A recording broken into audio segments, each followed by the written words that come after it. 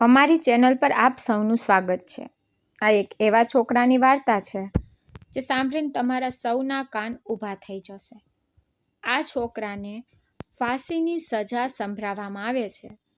જ્યારે તેની છેલ્લી ઈચ્છા પૂછવામાં આવે છે ત્યારે આ છોકરો બહુ ચાલાક મગજથી એક એવી છેલ્લી ઈચ્છા વ્યક્ત કરે છે જે સાંભળીને જજ સાહેબ પણ હલી જાય છે. તેને તેની છેલ્લી ઈચ્છા પૂરી કરવાની પરવાનગી મળી જાય છે અને તેની છેલ્લી ઈચ્છા એ હોય છે કે એક રાત માટે તે કોઈ પણ છોકરી સાથે લગ્ન કરશે અને તેની સાથે આખી રાત વિતાવશે. આ છોકરાની ઉંમર પણ એટલી હોતી નથી. તેની ઉંમર માત્ર 18 વર્ષની હોય છે. આ વાર્તામાં સવાલ એ છે કે આ છોકરા સાથે લગ્ન કોણ કરશે? જે કોઈ છોકરી હશે તે માત્ર એક રાતની દુલ્હન બનશે અને તેના બીજા દિવસે તે છોકરી વિધવા થઈ જશે કારણ કે તેને ફાંસી આપી દેવામાં આવશે. તો આ સવાલનો જવાબ જાણવા માટે મારી આખી વાર્તામાં જોડાયેલા રહો. કેદી નંબર 685. ખૂબ નાની ઉંમરનો છોકરો. તેની ઉંમર 18 વર્ષની હતી. તેના ચહેરા પર એક અજીબ અસર હતી જે ન તો હું અનુભવી શકતી હતી ન તો હું વર્ણવી શકતી હતી.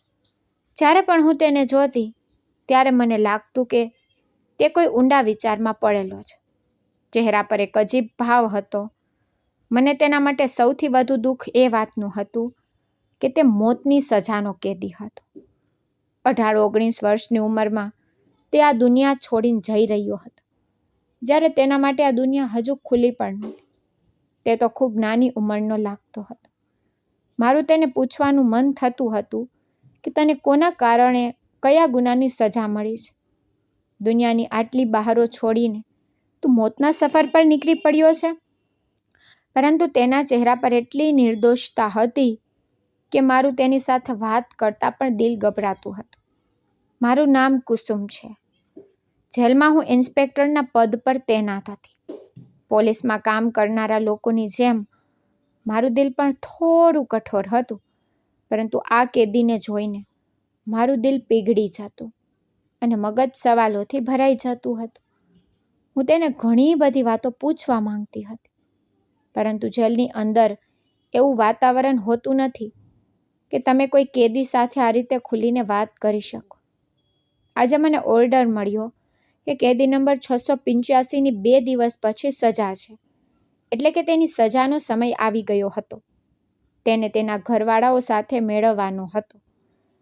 મારું દિલ ખરાબ રીતે ગભરાઈ રહ્યું હતું. હું આજે પહેલી વાર મોતની સજાના કેદીને તેની સજા સંભળાવવા જઈ રહી હતી. મારું દિલ પરેશાન પણ થઈ રહ્યું હતું. મેં વિચાર્યું હતું કે હું આ કેદીને તેની છેલ્લી ઈચ્છા જરૂર પૂછીશ કારણ કે મરતા પહેલા માણસની છેલ્લી ઈચ્છા હંમેશા પૂછવામાં આવે છે. આ એક જ હક છે જે મોતની સજાના કેદીને આપવામાં આવે છે. પછી ભલે તે પોતાનું મનપસંદ જમવાનું જમે કે મનપસંદ વ્યક્તિને મળવા માંગે. તેની વાત હંમેશા પૂરી કરવામાં આવે છે. કેદી નંબર 685 જેનું નામ સૂરજ હતું તેને પણ તેની છેલ્લી ઈચ્છા પૂછવાની હતી. પરંતુ તે પહેલાં તેના ઘરવાળા તેને મળવા આવ્યા હતા. મેં જોયું તેની માં તેને ગળે વળગીને રડી રહી હતી. બેટા, મને પૂરો વિશ્વાસ છે કે ભગવાન તને આ સજા થવા નહીં દે. તને આ સજાથી બચાવી લેશે. મારું દિલ કહે છે કે મારો દીકરો નિર્દોષ છે. મને સ્ત્રી પર દયા આવવા લાગી. માં પણ કેવી હોય છે? મોતની સજા તો તેની 2 દિવસ પછી થવાની જ લખેલી હતી. ભલા તેને કોણ રોકી શકતું હતું? અસલમાં બીજા દિવસે રવિવાર હતો. તેથી મને આજે જ આ ઓર્ડર મળ્યો હતો કે હું સૂરજને તેના ઘરવાળાઓ સાથે મેળવી દઉં જેથી પછી સજા પર કામ કરી શકે. મને તો એમ હતું કે સૂરજની છેલ્લી ઈચ્છા પોતાના ઘરવાળાઓને મળવાની જ હશે તો તે પછી કોઈ છેલ્લી ઈચ્છા નહીં કરે અને શાંતિથી મરવાનું પસંદ કરશે. પરંતુ હું એ નહોતી જાણતી કે તેની છેલ્લી ઈચ્છા આટલી અનોખી અને નિરાલી હશે. તેના ઘરવાળાઓ સાથે મુલાકાત કરાવ્યા પછી તેને પાછો જેલમાં બંધ કરી દેવામાં આવ્યો. હવે તેની પાસે માત્ર 48 કલાક બાકી રહ્યા હતા. મેં જરા સહાનુભૂતિથી તેને પૂછ્યું, પહેલી વાર મેં તેની સાથે વાત કરી હતી. સૂરજ, તારા મળતા પહેલાંની છેલ્લી ઈચ્છા તો પૂરી થઈ ગઈ? કઈ છેલ્લી ઈચ્છા? તેને એટલો જ તીખો સવાલ કર્યો. એ જ કે તું તારા ઘરવાળાઓને મળી લીધો છે. હવે તો તારા દિલમાં કોઈ ઈચ્છા બાકી નહીં રહી હોય ને? એવું નથી. મારી એક છેલ્લી ઈચ્છા જરૂર છે. હું તેને પૂરી કરવા માંગુ છું. સૂરજે પૂરા ભરોસા સાથે જવાબ આપ્યો હતો. શું ઈચ્છા છે તારી? પહેલાં મને વચન આપો કે તમે લોકો મારી ઈચ્છા જરૂર પૂરી કરશો. હા હા, પૂરી કરીશું, જરૂર કરીશું. આ તો તારો હક છે. હું તેની નાની ઉંમર જોઈને દયા ખાઈને બોલી. તો ઠીક છે, મને કોઈ મોટા અધિકારી સામે પેશ કરો. હું મારી છેલ્લી ઈચ્છાનો એકરાર તેમની સામે જ કરીશ. બહુ ખાસ છે મારી ઈચ્છા, અને હું જાણું છું કે તું કોઈ મોટા અધિકારી સુધી નહીં પહોંચી શકે. તેની આવી વાતો સાંભળીને મને ગુસ્સો તો આવ્યો, પણ તે મોતની સજાનો કેદી હતો. મેં વિચાર્યું, જવા દેને, બિચારો 2 દિવસનો જ મહેમાન છે. તેની સાથે દુશ્મની કરીને શું મળશે? મેં એસપી સાહેબ સામે સૂરજને પેશ કર્યો. બોલ બચ્ચા, તારી શું ઈચ્છા છે? છેલ્લી ઈચ્છા જણાવી દે. હું હેરાન હતી કે એસપી સાહેબ આટલી નરમાશથી મોતની સજાના કેદી સાથે કેવી રીતે પેશ આવી શકે. પરંતુ કદાચ તેઓ પણ તેની હકીકત જાણતા હશે કે તેનો વાંક શું છે અને તેને સજા કેમ મળી છે. અહીં મોટા ભાગના કેદીઓ એવા જ હતા જેમનો વાંક નાનો અને સજા મોટી હતી, જ્યારે મોટા મોટા ગુના કરનારા ખુલ્લેઆમ ફરી રહ્યા હતા. હાલમાં જ્યારે તેને તેની છેલ્લી ઈચ્છા પૂછવામાં આવી ત્યારે તેને કહ્યું, એસપી સાહેબ, હું છેલ્લી વાર જિંદગીમાં પહેલી અને છેલ્લી વાર લગ્ન કરવા માંગુ છું, અને એક દિવસ મારી પત્ની સાથે આખી રાત વિતાવવા માંગુ છું. તેની ઈચ્છા સાંભળીને અમારા મોઢા પર તો તાળા જ લાગી ગયા. એસપી સાહેબે અકલ અને હોશિયારીથી કામ લીધું. જો બચ્ચા, તારા લગ્ન તો અમે કરાવી દઈશું, પણ તારી સાથે લગ્ન કરવા તૈયાર કોણ થશે? કમનસીબે તારા ઘરવાળા અમીર તો છે નહીં, તો એક ગરીબ ખાનદાન સાથે સંબંધ ધરાવે છે. કેમ એક મોકો બગાડી રહ્યો છે? કોઈ બીજી વસ્તુ હોય તો જણાવી દે. ખાવા પીવાનું કે કોઈને મળવું હોય તો અમે તારા માટે બધું કરવા તૈયાર છીએ, કારણ કે તું આ દુનિયામાંથી જઈ રહ્યો છે. અમારા માટે દુઃખની વાત છે, પરંતુ કાયદો સખ્ત છે અને કાયદો બધા માટે સરખો છે. ભલે કોઈ નાની ઉંમરનો હોય, નિર્દોષ હોય કે મોટી ઉંમરનો બદમાશ, બધા માટે એક જ સજા છે. હું નથી જાણતો કે તને સજા કેમ થઈ છે. તારો કેસ તો સૌથી વધુ ગૂંચવાયેલો છે, પણ એ છે કે હવે તું મોતની સજાનો કેદી છે તો કારણ વગર તો નહીં જ હોય ને. હવે તું કોઈ યોગ્ય ઈચ્છા વ્યક્ત કર તો અમે પૂરી પણ કરી શકીએ, પણ હું ખાતરીપૂર્વક કહી શકું છું કે તારી સાથે લગ્ન કરવા કોઈ રાજી નહીં થાય, અને પછી અમે તારા લગ્ન કેવી રીતે કરાવીએ? સૂરજે બહુ શાંતિથી બોલ્યો, એસપી સાહેબ, હું ક્યાં તમને કહું છું કે તમે મારા લગ્ન કરાવો. હું તમને એક એવી રીત બતાવું છું કે મારા લગ્ન આપોઆપ થઈ જશે. બસ તમે મારી કોલોનીમાં માયકામાં જાહેરાત કરાવી દો કે સૂરજ જે જેલમાં બંધ છે, જે એક દિવસ માટે મોતની સજા પહેલાં તેની દુલ્હન બની શકે, તે અહીં જેલની અંદર આવે. હવે આ વાત તો બહુ મોટી હતી, પણ સૂરજે અમારી પાસે વચન લીધું કે જો કોઈ સ્ત્રી તેના પછી પણ મારી સાથે લગ્ન કરવા તૈયાર હોય તો તમે રોકશો નહીં, અને સવાર સુધી તે મારી પાસે જ રહેશે. સૂરજની અક્કલમંદી અમને પણ પરેશાન કરી મૂક્યા હતા. તેની હાજર જવાબી એવી હતી કે અમે લોકો મૂંઝાઈ ગયા. અમે કહ્યું કે ઠીક છે, અમે જાહેરાત તો કરાવી દઈશું, પણ અમને એટલો વિશ્વાસ છે કે તારી સાથે લગ્ન કરવા કોઈ નહીં આવે. કોઈ સ્ત્રી પોતાનું ભવિષ્ય કેમ બગાડશે? એક દિવસ માટે કેમ દુલ્હન બનશે? પોતાના મા બાપને કેમ બદનામ કરશે? ખેર, સૂરજે મારી કોઈ વાત ન સાંભળી. કહેવા લાગ્યો, બસ તમે જાહેરાત કરાવી દો, આ મારી છેલ્લી ઈચ્છા છે. તે પછી જો કોઈ ન આવે તો હું બીજી કોઈ ઈચ્છા નહીં કરું. પછી ભલે ને મને મોતની સજા આપી દેજો. અમે સૂરજની ઈચ્છા પર કામ કરતા તેના ઘરની બહાર જાહેરાત કરાવી દીધી. સાથે એ પણ જણાવ્યું કે તે મોતની સજાનો કેદી છે. 2 દિવસ પછી તેને તેના ગુનાની સજામાં ફાંસી આપવામાં આવશે અને તે આ દુનિયામાંથી ચાલ્યો જશે. જો કોઈ છોકરી હજુ પણ તેની સાથે લગ્ન કરવા માંગતી હોય તો થાને આવી જાય. ત્યાંથી તેને જેલ પહોંચાડી દેવામાં આવશે. અમને તો આ મજાક જ લાગી હતી. અમે તો તેની ઈચ્છા પૂરી કરી દીધી. પરંતુ બરાબર 1 કલાક પછી સિપાહી અભયે જણાવ્યું કે જેલમાં એક સ્ત્રી આવી છે જે દુલ્હનના કપડામાં છે અને તેની સાથે પંડિતજી પણ છે. હવે મને આ વાત બહુ હેરાન કરનારી લાગી. મને લાગ્યું કે કદાચ એમ જ કહેતા હશે. પણ જ્યારે હું અને એસપી સાહેબ બહાર ગયા ત્યારે એ જોઈને હેરાન રહી ગયા કે સામે એક જુવાન છોકરી, ભાગ્યે જ 17-18 વર્ષની હશે, તે ઊભી હતી અને તેની સાથે પંડિતજી પણ ઊભા હતા. પંડિતજીને જોઈને એવું લાગતું હતું કે એ છોકરીના લગ્ન કરાવવાનું બીડું તેમણે જ ઝડપ્યું છે. તેમની પાસે કોર્ટનું રજિસ્ટર પણ હતું. જ્યારે છોકરી ખૂબ સારી રીતે તૈયાર હતી. છોકરીનો મેકઅપ અને તેની તૈયારી જોઈને લાગતું હતું કે આ બધું તો તેણે પહેલાંથી જ તૈયાર કરી રાખ્યું હશે. હવે મને સૂરજ પર શંકા થવા લાગી હતી કે તેને આવી ઈચ્છા કેમ વ્યક્ત કરી.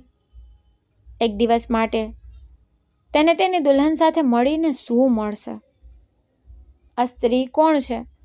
મેં પંડિતજીને પૂછ્યું તો તેઓ કહેવા લાગ્યા, જી મને નથી ખબર.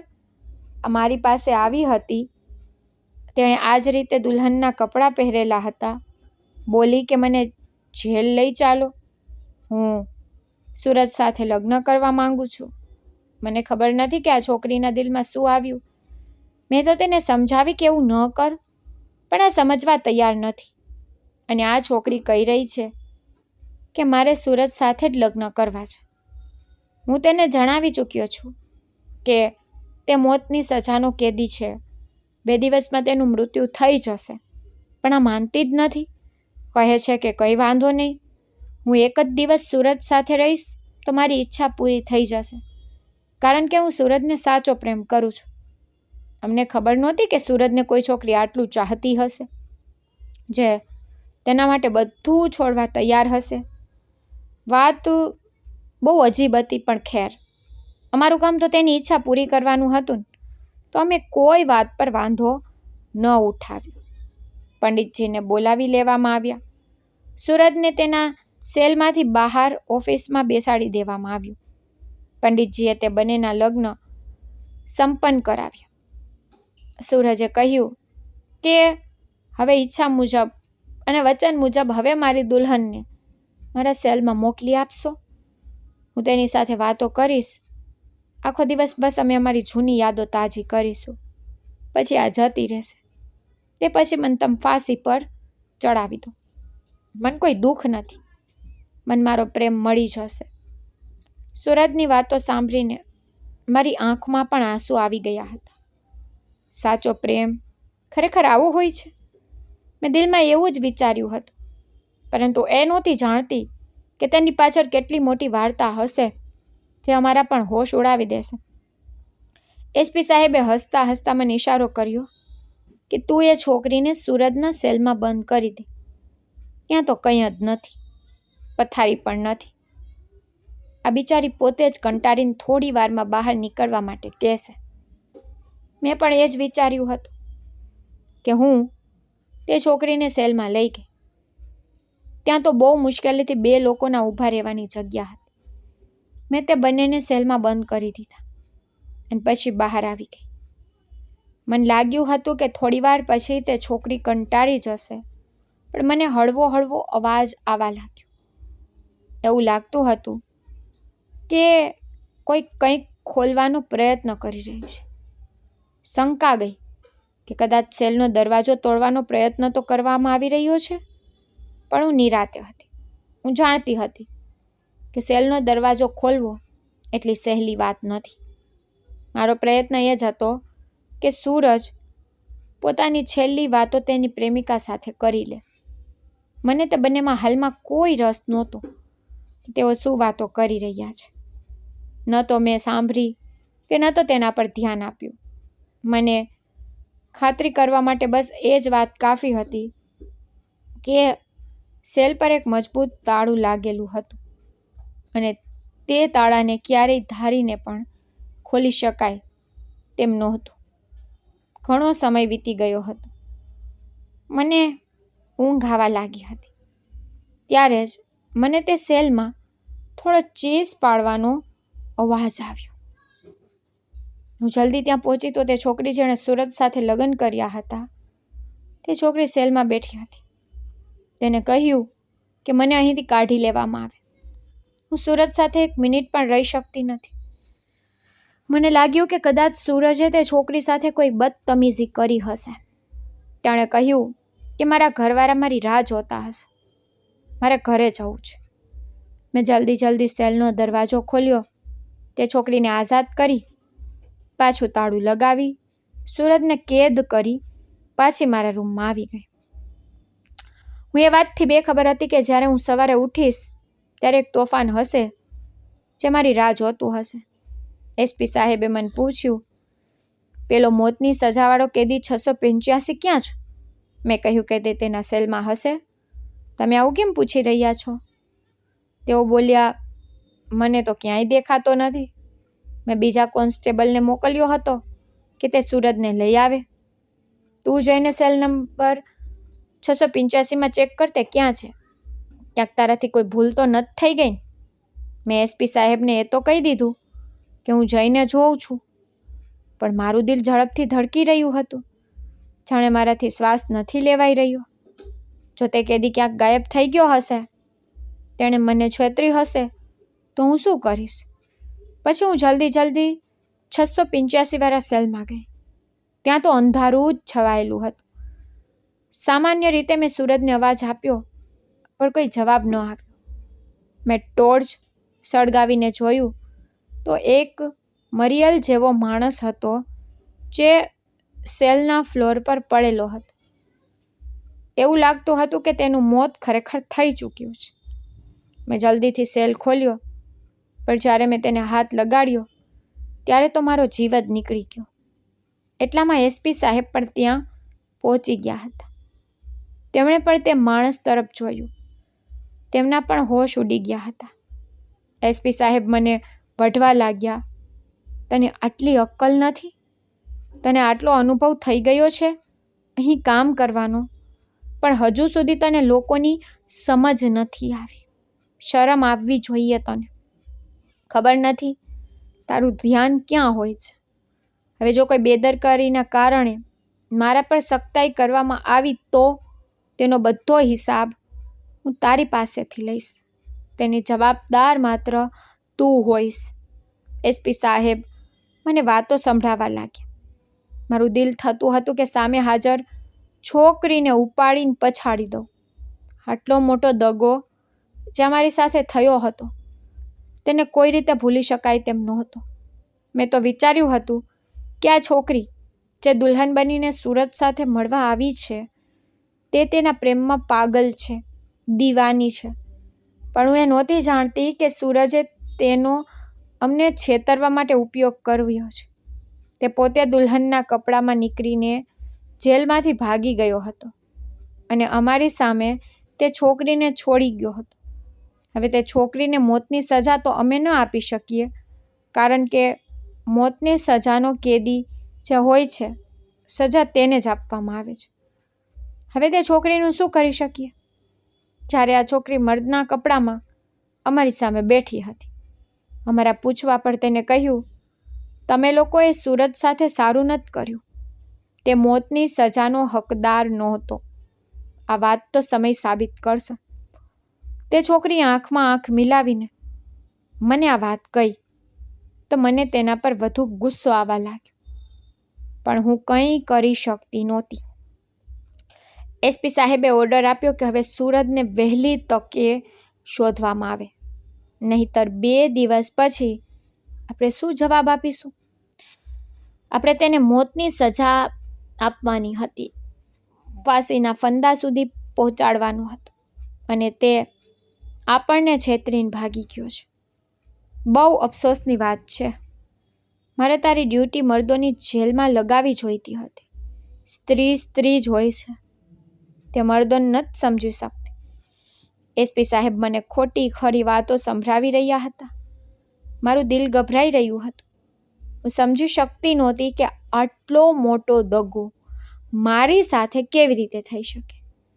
મેં એક માણસ પર વિશ્વાસ કર્યો, એક છોકરી પર દયા ખાધી, દયા ખાઈને તેના લગ્ન કરાવ્યા અને તેને મારી આંખમાં ધૂળ નાખી દીધી.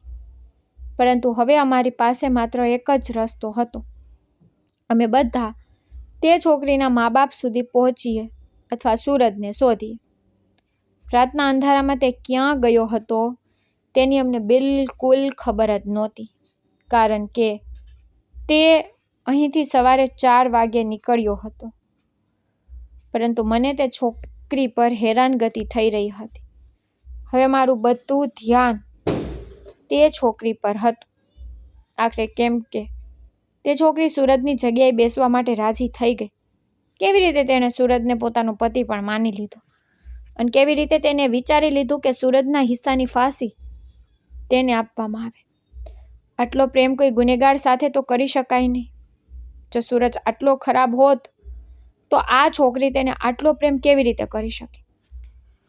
મેં તેના મા બાપ વિશે પૂછ્યું તો તેણે મને સાફ જણાવી દીધું કે હું સંજયની દીકરી છું અને સંજય બાજુના ગામમાં રહે છે. સંજયને બોલાવી લાવો. અમારા માટે કોઈ મુશ્કેલ વાત નહોતી, પણ મેં વિચાર્યું કે જ્યારે છોકરી મારી સામે છે તો કેમ ના હું બધી વાત તેની પાસેથી જ પૂછી લઉં.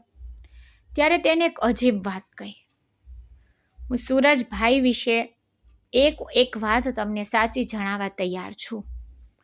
મેં હેરાનીથી જોયું હતું તે પોતાના પતિને ભાઈ કહી રહી હતી. શું કહ્યું તે?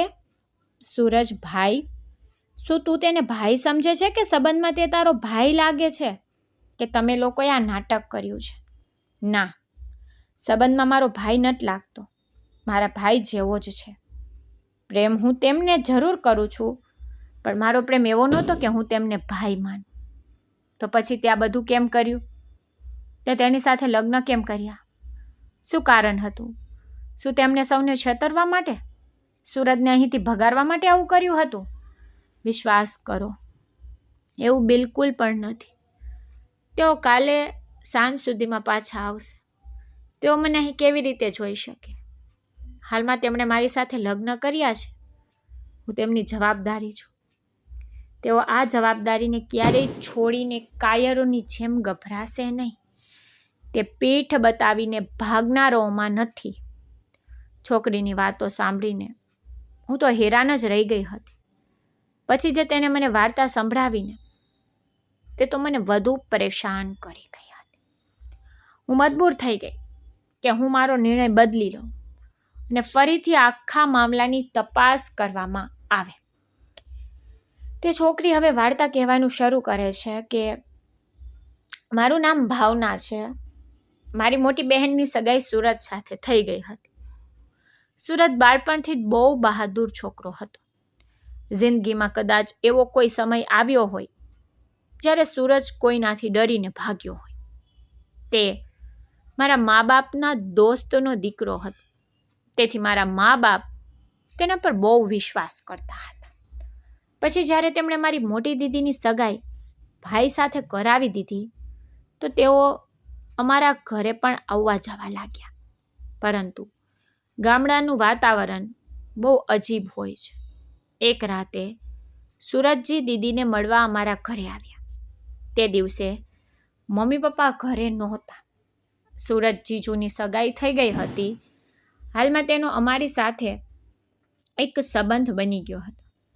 અમે બંને બહેનો ઘરે જ હતી. ઘરમાં બીજું કોઈ નહોતું. તેઓ પાછળના દરવાજાથી આવ્યા. હું સમજી ગઈ હતી કે દીદીને મળવા આવ્યા હશે. તે કિચનમાં ચા બનાવવા લાગી. તેઓ બંને અંદરો અંદર વાતો કરી રહ્યા હતા કે દરવાજે જોર જોરથી કોઈના આવવાનો પગરવ સંભળાયો. હું ગભરાઈ ગઈ. મને લાગ્યું કે કદાચ મમ્મી પપ્પા આવી ગયા હશે, પરંતુ મેં જઈને દરવાજાની બહાર ડોકિયું કરીને જોયું તો કોઈ 3-4 માણસો ઊભા હતા. મારી આંખોમાં ડરના ઓળા લહેરાવા લાગ્યા.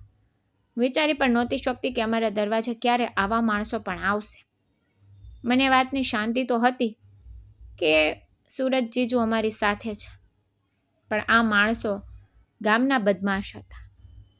તેમને જોઈને જ લોહી સુકાઈ ગયું. મેં તેમને પૂછ્યું કે તમે કોણ છો? તેમણે કહ્યું કે દરવાજો ખોલી દો, નહીંતર અમે દરવાજો તોડી નાખશું. મેં તેમને બહુ વિનંતી કરી કે અમે ઘરમાં એકલી બહેનો છીએ, તમે લોકો અહીંથી પાછા જતા રહો.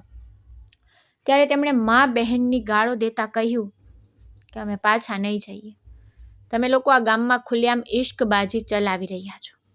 અમને સાફ ખબર પડી છે કે આ ઘરમાં બીજું કોણ કોણ છે. અમારી સામે તમારા ઘરમાં એક છોકરો આવ્યો છે. આ શોર બકોર સાંભળી સુરજ જીજુ પણ બહાર આવી ગયા. તેમણે ઘરનો દરવાજો ખોલી દીધો. મને અંદર જવા કહ્યું. હું તો અંદર રૂમમાં ચાલી ગઈ, પણ સુરજ જીજુ તે લોકો સાથે ઉલઝી પડ્યા. તેમાંથી એક બહુ ગલત વાત કરી.